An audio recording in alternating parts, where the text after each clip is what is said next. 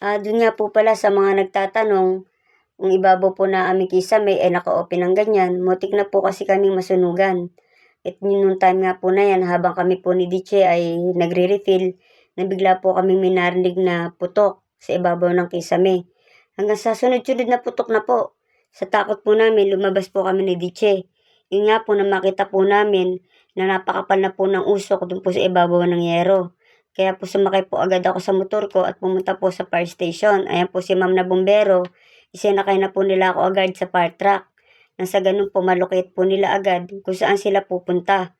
At nagpapasalamat po ako kay Sir Bernard na ayon po kay Diche. Ay siya po ang unang rumusponde kung saan binakbak niya po ang aming kisame at binugahan niya po ng fire extinguisher.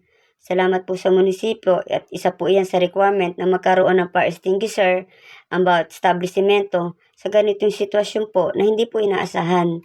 Salamat po kay ma'am, sir na bumbero sa mabilis po niyong pag-aksyon para po biglang pumunta po agad sa aming water refilling station. Ayan po, tinignan po ni Sir Bombero kung saan po nanggaling ang usok at ang sunog. Ayan, tinitingnan niya pong mabuti, pina-flashlight niya pong mabuti. Kung meron pa pong baga na maaaring pagmulan po na sunog at makapal na usok. Ayan po, sir, salamat po sa inyo. At ako po bagamat nakita niyo po ang pagkataranta ko ay inunawa niyo po ako agad. Sa totoo lang po nung time po na yan kumakaykay po ang katawan ko.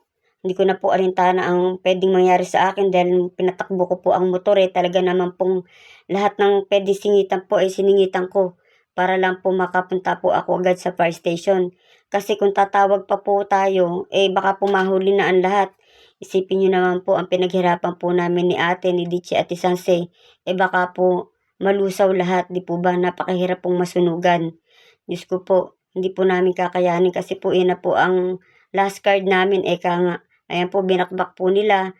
At nasa ganun po matiyak po nila na wala na pong magaganap na usok at pagsunog.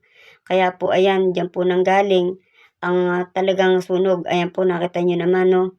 Dyan po nanggaling ang nag-short circuit daw po. Kaya naman ganyan po ang nangyari sa kisame namin. Salamat po.